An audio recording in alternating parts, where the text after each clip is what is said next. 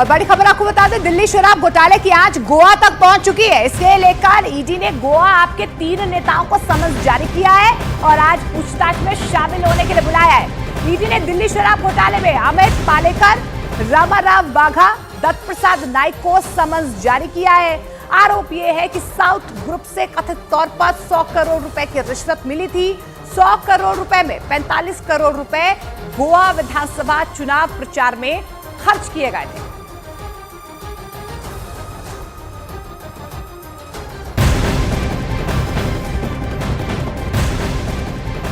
और इस बीच बड़ी खबर आपको बता दें, ईडी ने दिल्ली में आप नेता दीपक सिंगला से जुड़े परिसरों पर छापेमारी करी है। ये छापेमारी मनी लॉन्ड्रिंग मामले में की गई है। बताया गया है कि ईडी की चंडीगढ़ जोनल यूनिट ने बैंक धोखाधड़ी मामले से जुड़ी मनी लॉन्ड्रिंग में यह बड़ी कार्रवाई की है। बताया तो यह भी जा रहा है कि सीबीआई ने मई 2018 में दीपक सिंगला और महेश टिम्बर प्राइवेट लिमिटेड के खिलाफ धोखाधड़ी का केस दर्ज किया था।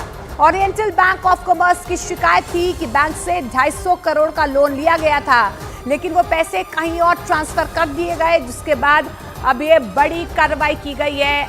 आप नेता दीपक सिंगला से जुड़े तमाम जो परिसर है, जो ठिकाने हैं, उन पर ईडी की तरफ से ये बड़ी कार्रवाई। इधर कंगना रनौत पर सुप्रिया श्रीनेत की आपत्तिजनक पोस्ट के खिलाफ हिमाचल प्रदेश के मंडी में बीजेपी ने जोरदार प्रदर्शन किया। इस विरोध प्रदर्शन में हिमाचल प्रदेश के पूर्व मुख्यमंत्री जयराम ठाकुर भी शामिल हुए और कंगना रनौत के खिलाफ की गई आपत्तिजनक पोस्ट के खिलाफ जमकर नारेबाजी की गई। वहां बड़ी संख्या में बीजेपी के कार्यकर्ता झंडे लेकर मार्च करते नजर आए।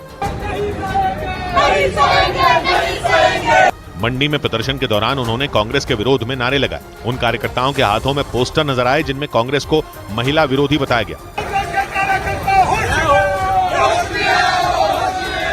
बीजेपी के इस विरोध प्रदर्शन में महिला कार्यकर्ता भी मौजूद रहीं और उन्होंने कांग्रेस नेता सुप्रिया श्रीनेत की आपत्तिजनक पोस्ट को कंगना रनौत का अपमान बता दिया। बीजेपी ने कंगना रनौत को हिमाचल प्रदेश की मंडी लोकसभा सीट से अपना उम्मीदवार बनाया है और कंगना को टिकट देने के बाद से ही सियासी घमासान तेज हो गया, क्योंकि कांग्रेस की नेता सुप्रिया श्रीनेत ने कंगना रनौत की फोटो लगाते हुए एक आपत्तिजनक पोस्ट सोशल मीडिया पर पोस्ट कर दी थी और उसी पोस्ट के बाद बीजेपी ने कांग्रेस पर महिला का अपमान करने का आरोप लगा दिया। हालांकि कंगना रनौत पर की गई आपत्तिजनक पोस्ट के बाद कांग्रेस नेता सुप्रिया श्रीनेत ने सोशल मीडिया पर सफाई भी दी, लेकिन कांग्रेस के खिलाफ बीजेपी के कार्यकर्ताओं का गुस्सा थमने का नाम ही नहीं ले रहा और इसका विरोध जताने के लिए मंडी में बीजेपी के कार्यकर्ताओं ने प्रदर्शन किया। इस प्रदर्शन में हिमाचल प्रदेश के पूर्व मुख्यमंत्री जयराम ठाकुर भी शामिल हुए। वहां प्रदर्शन के दौरान जयराम ठाकुर ने कार्यकर्ताओं के साथ मार्च किया और एक सभा को संबोधित करते हुए कांग्रेस पर जमकर निशाना साधा। उन्होंने कंगना रनौत पर की गई आपत्तिजनक पोस्ट के खिलाफ महिला आयोग और चुनाव आयोग से कार्रवाई करने की मांग कर दी। देखिए, बहुत ही दुर्भाग्यपूर्ण टिप्पणी जो सुप्रिया जो कांग्रेस की नेत्री है उन्होंने की है कंगना के ऊपर। जयराम ठाकुर के मुताबिक हिमाचल के लोग कंगना रनौत पर की गई टिप्पणी की वजह से कांग्रेस पार्टी से नाराज हैं और प्रदर्शन के जरिए हिमाचल प्रदेश की मौजूदा सरकार के खिलाफ अपना गुस्सा जाहिर कर रहे हैं। उन्होंने कंगना रनौत के साथ मंडी लोकसभा सीट का भी अपमान करने का आरोप लगाया।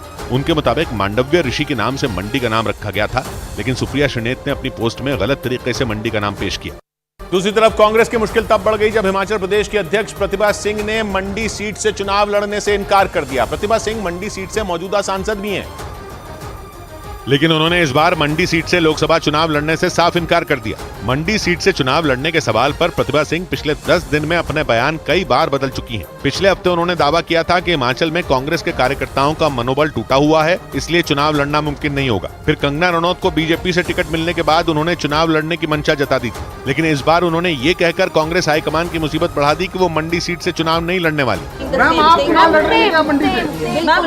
बिल्कुल नहीं, मैंने हाईकमान को अपनी बात बोल दी है। प्रतिभा सिंह का हिमाचल के सीएम सुखविंदर सिंह सुक्खू से 36 का आंकड़ा है। दोनों की खींचतान को ही पिछले महीने राज्यसभा चुनाव में कांग्रेस की हार की वजह माना गया था और अब दोनों नेताओं का यही झगड़ा लोकसभा चुनाव में भी कांग्रेस का सिरदर्द बनता दिखने लगा। माना जा रहा है कि इसी वजह से कांग्रेस को यह डर सताने लगा कि कहीं उसका गढ़ उसके हाथ से फिसल ना जाए। मंडी लोकसभा सीट सबसे पहले तब चर्चा में आई थी जब वहां से सांसद रहे पंडित सुखराम के ऊपर टेलीकॉम घोटाले के आरोप लगे थे। उस वक्त पर पंडित सुखराम नरसिम्हा राव सरकार में संचार मंत्री के पद पर थे और जब सीबीआई ने उनके घर पर रेड मारी थी तो वहां से कई सूटकेस भर के नोट मिले थे। जब वो सूटकेस खुलने शुरू हुए थे तो उनसे इतने नोट निकले थे जितने उससे पहले कभी किसी नेता के पास मिले नहीं थे। तब की कुछ मीडिया रिपोर्ट के मुताबिक पंडित सुखराम के घर से 50 और 100 के नोटों की इतनी गड्डियां मिली थी कि सीबीआई की टीम भी हैरान रह गई थी। अकेले उनके मंडी वाले बंगले से ही सीबीआई ने 1 करोड़ 16 लाख रुपए जब्त किए थे।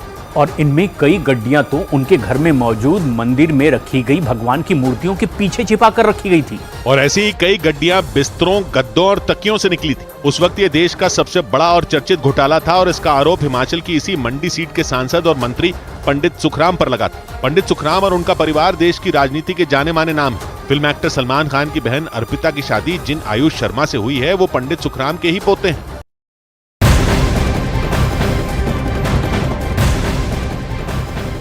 और इस बीच बड़ी खबर आ रही है, नवनीत राणा बीजेपी में शामिल हो गई हैं। नवनीत राणा देर रात बीजेपी में शामिल हुई है। महाराष्ट्र बीजेपी अध्यक्ष चंद्रशेखर बावनकुले ने बीजेपी का पटका पहनाकर उन्हें पार्टी में उनका स्वागत किया है। इस दौरान नवनीत राणा के विधायक पति रवि राणा भी यहां पर मौजूद रहे हैं। तो बड़ी खबर आपको बता दें, नवनीत राणा यहां पर बीजेपी में शामिल हो गई हैं। जानकारी मिल पा रही है कि देर शाम जो है उन्होंने बीजेपी का दामन थामा है। अमरावती से फिलहाल वो निर्दलीय विधायक है और अब जो है उन्होंने बीजेपी का दामन थाम लिया है।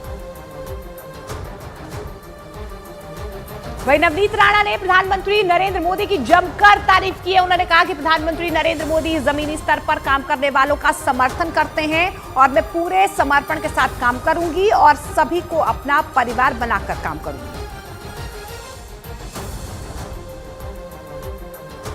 आज जो टिकट घोषणा सीधी हुई है उसके लिए मैं देश के प्राइम मिनिस्टर नरेंद्र मोदी जी का, अमित शाह जी का स्पेशली और पूरे देश के जो भाजपा के हमारे अध्यक्ष हैं नड्डा साहब का और हमारे देवेंद्र फडणवीस जी का और राज्य के जो प्रदेश अध्यक्ष हैं बावनकुले साहब का दिल से धन्यवाद करूंगी।